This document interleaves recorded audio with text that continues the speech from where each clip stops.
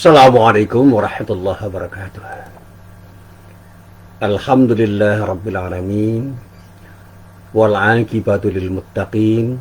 Asyhadu an la ilaha illallah wa la syarika la asyhadu anna Muhammadan abduhu wa rasuluh. Allahumma shalli wa sallim ala nabiyyina Muhammad wa ala alihi wa sahbihi wa man wala.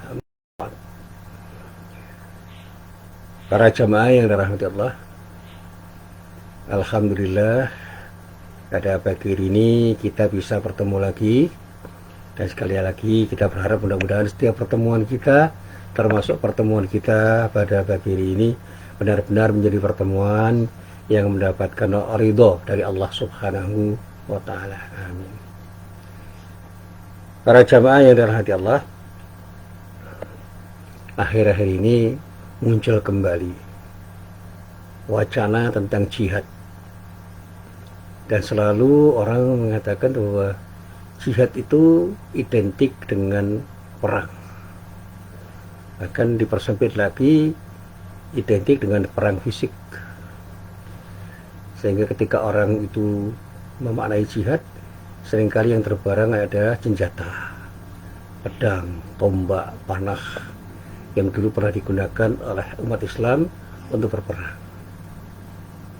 Padahal kalau kita runut akar katanya, sampai kemudian kita runut ayat-ayat Al-Quran dan hadis Nabi yang berbicara tentang jihad, kata jihad itu tidak sesempit yang dikatakan orang.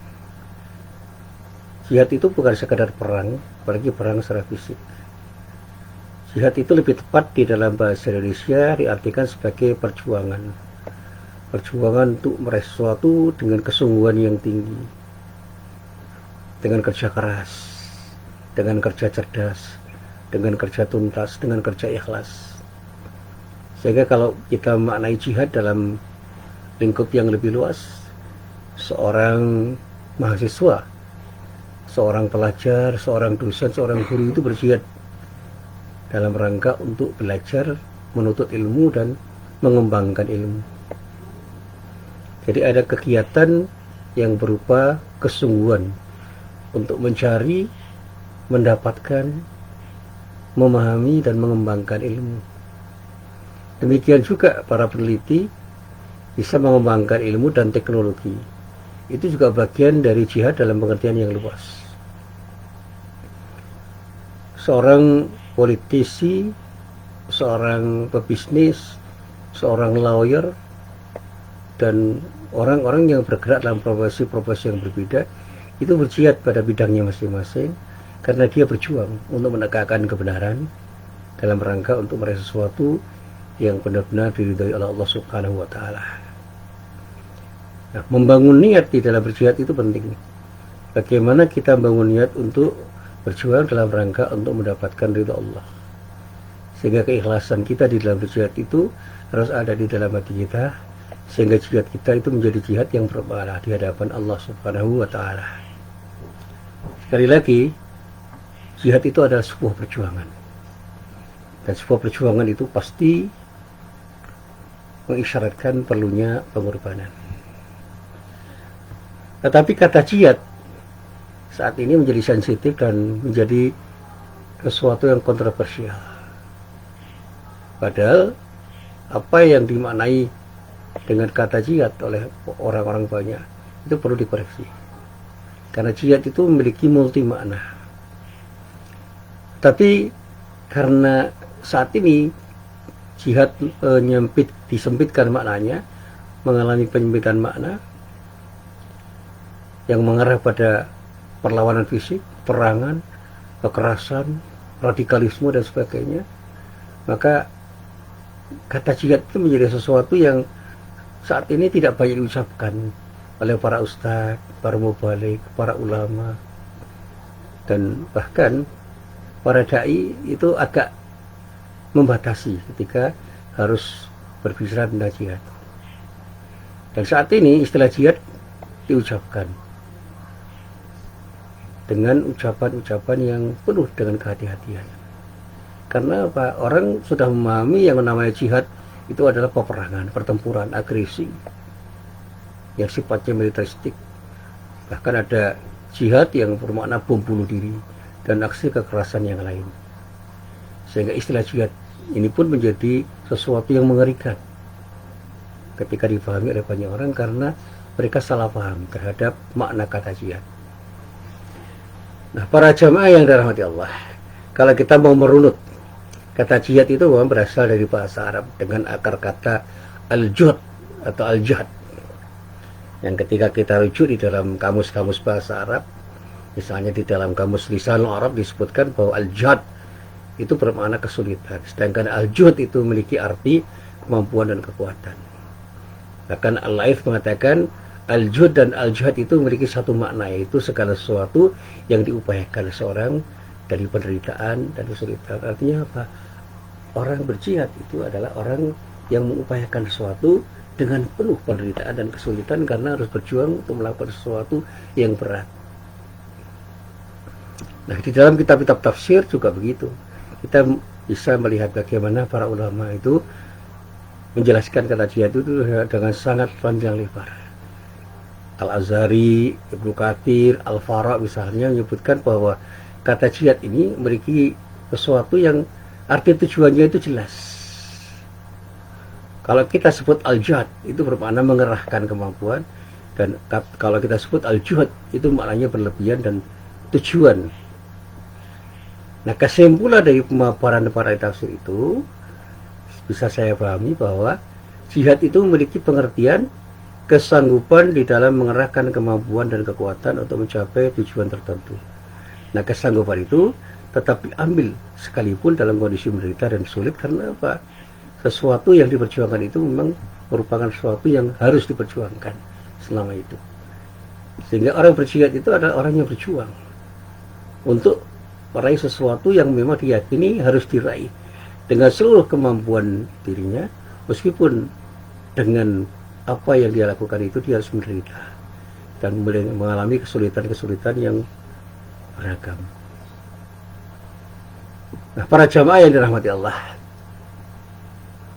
meskipun mengalami perubahan struktur kata dan penambahan huruf, kata jihad itu bisa menjadi jihad dalam pengertian perjuangan, bisa ijtihad dalam arti perjuangan intelektual, atau al-mujahadah dalam arti perjuangan spiritual. Jadi orang-orang yang bergerak dalam bidang keilmuan itu berjihad dalam rangka untuk meraih sesuatu, dalam rangka untuk mengembangkan ilmu, dalam rangka untuk meneliti, dalam rangka untuk memahami sesuatu yang ketika mereka mencoba untuk memahami sesuatu itu memerlukan kesungguhan yang luar biasa. Demikian juga di dalam dunia tasawuf, al-mujahadah itu adalah perjuangan spiritual. Di medan perjuangan spiritual itu orang mengalami penderitaan, kesulitan yang beragam untuk mendapatkan sesuatu yang terbaik, utamanya dalam rangka untuk mendekatkan dirinya kepada Allah Subhanahu wa Ta'ala. Demikian juga ketika orang itu berjihad dalam bidang ekonomi, dalam bidang politik, dalam bidang pendidikan, kesulitannya luar biasa. Dan perjuangan untuk mendapatkan sesuatu dalam bidang pendidikan, dalam bidang ekonomi, dalam bidang politik dan sebagainya, itu memerlukan kerja keras, dan tidak mungkin orang tidak akan menderita atau tidak mengalami kesulitan ketika memperjuangkan sesuatu yang harus diperjuangkan dalam kegiatan-kegiatan yang beragam itu. Teman saya sekarang sedang berjihad dalam bidang ekonomi untuk membangun ekonomi masyarakat, sehingga muncul istilah pasar rakyat, dari rakyat, oleh rakyat, untuk rakyat. Artinya apa? Mereka mencoba untuk memberdayakan masyarakat. Bagaimana masyarakat itu menjual, bagaimana masyarakat itu membeli, bagaimana masyarakat itu memproduksi, bagaimana masyarakat itu mengkonsumsi, itu mereka lakukan dengan upaya mandiri, sehingga mereka menjadi orang yang saling bergantung satu sama lain, saling membutuhkan satu sama lain. Ketika mereka butuh makan, ada makanan yang dijual oleh masyarakat. Ketika mereka membutuhkan pakaian, ada pakaian yang dijual oleh masyarakat.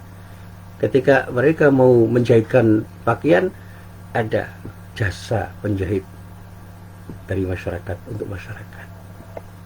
Ketika mereka mau mengadakan acara-acara atau pertemuan-pertemuan yang membutuhkan IO, ada IO yang berasal dari masyarakat itu. Ketika mereka mau mengadakan acara-acara penting yang memang memerlukan banyak orang, masyarakat itulah yang menjadi panitia untuk menyelenggarakan acara yang memang diperlukan oleh masyarakat itu. Jadi masyarakat itu memiliki kemandirian yang satu sama lain bisa saling bantu.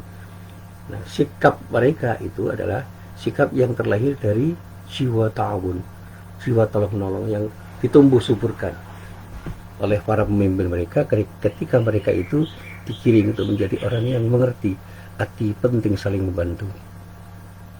Nah, upaya semacam ini adalah upaya yang disebut jihad dalam bidang ekonomi.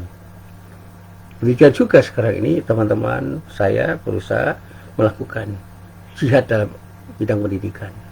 Mereka mendirikan sekolah, mendirikan pesantren, mendirikan universitas, mendirikan lembaga kursus, dan bahkan lembaga kursus itu dibuat sedemikian rupa agar masyarakat itu dengan mudah untuk mengikuti kursus tanpa harus membayar dengan biaya yang tinggi. Karena pada saatnya memang orang yang memberi kursus pun memerlukan sesuatu yang mereka perlukan dalam rangka untuk menyelenggarakan kursus mereka. Jadi dari masyarakat ke masyarakat. Salah satu bentuk kursusnya adalah kursus bahasa Inggris, kursus keterampilan jahit menjahit, dan kursus-kursus yang lain.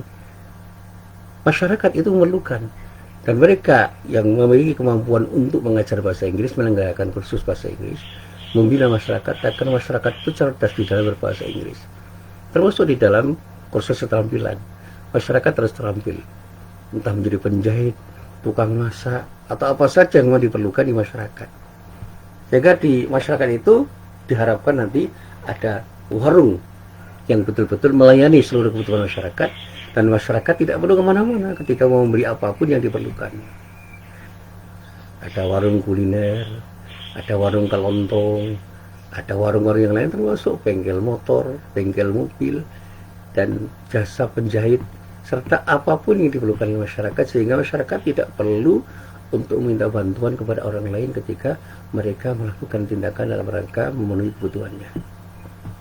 Nah, saya juga pernah dulu menggagas tentang belanja di warung tetangga. Itu saya coba untuk saya terapkan. Saya tidak ingin belanja di warung lain sebelum warung tetangga itu menyerah.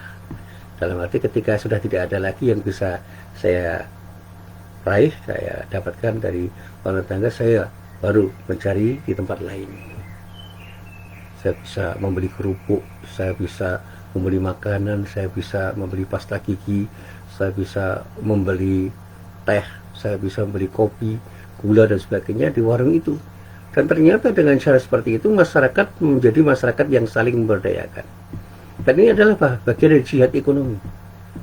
Nah, sekali lagi, jihad dalam arti intelektual, dalam arti spiritual, dalam arti ekonomi, dalam arti politik, dalam arti yang lain, itu sebenarnya satu bagiannya, yaitu bagaimana kita itu melakukan tindakan dengan kesanggupan kita untuk mengerahkan seluruh kemampuan kita dan kekuatan kita untuk mendapatkan sesuatu yang kita tuju. Yang tentu saja sesuatu yang kita tuju itu adalah sesuatu yang mulia, dan kita harapkan satu, yaitu ridha Allah. Dan kesanggupan itu harus kita coba untuk kita kembangkan dalam rangka untuk mendapatkan sesuatu yang terbaik ketika kita ingin meraih sesuatu yang kita tuju dalam rangka untuk mencapai ridha Allah Subhanahu wa Ta'ala.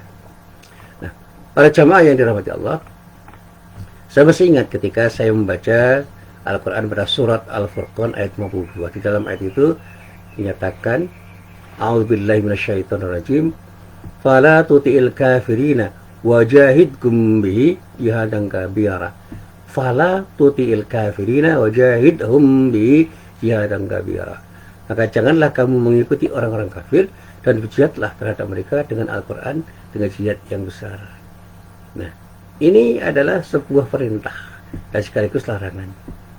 Kalau kita ingin berjihad, ayo jihadlah dengan kesungguhan yang tinggi.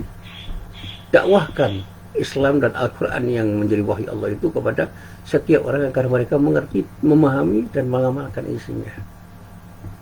Lawanlah sikap kufur kita dan orang-orang kafir dengan Al-Quran yang menawarkan kebaikan kepada mereka. Dengan cara seperti ini bukan berarti kita memperangi orang kafir itu secara fisik, tetapi ketika kita ingin mencoba untuk mendakwakan Islam kepada mereka kita coba untuk kita ajak memahami Al-Quran dengan harapan mudah-mudahan mereka mau mengimani, memahami dan mengamalkannya. Ini bagian dari jihad dalam dakwah kita. Nah, tapi ketika kita itu diajak untuk mengikuti pola hidup mereka, kita jangan mau. Ini juga bentuk jihad untuk tidak terjebak pada perilaku yang memang ditawarkan oleh orang kafir. Kita harus punya kesabaran untuk tidak mengikuti kemaksiatan yang ditawarkan oleh orang-orang kafir. Dan kita harus bersikap istiqomah di dalam kebenaran dan bahkan menawarkan kebenaran-kebenaran yang kita yakini itu kepada mereka tanpa harus melakukan kekerasan-kekerasan atau kekerasan fisik yang bisa membuat mereka marah dan tersinggung minimal, untuk kemudian menjadikan mereka itu musuh kita. Bahwa orang kafir bisa saja memusuhi kita, tetapi yang terpenting jangan pernah kita memprovokasi mereka sehingga mereka benar-benar akan dengan cepat memusuhi diri kita. Temanilah mereka sebagai mitra yang akan bisa melakukan sesuatu dengan sesuatu yang terbaik, apalagi di dalam muamalah. Orang kafir itu tidak harus kita benci dan kita singkirkan. Sebab ketika kita bekerja sama dalam urusan muamalah, kita tentu saja harus mau bekerja sama dengan setiap orang lintas agama, lintas budaya, lintas etnis, dan tidak perlu membeda-bedakan. Tetapi jangan pernah kita ikuti cara orang kafir ketika berbisnis, cara yang curang, manipulatif, dan cara-cara yang lain yang melanggar syariat Allah. Tidak boleh. Maka di dalam berbisnis kita tidak boleh terjebak dalam horor misalnya, dalam maisir misalnya, dan tentu saja tidak boleh terjebak dalam riba. Sehingga kecurangan-kecurangan tidak boleh kita lakukan, manipulasi-manipulasi tidak boleh kita lakukan, tindakan-tindakan yang saling menzalimi tidak boleh kita lakukan.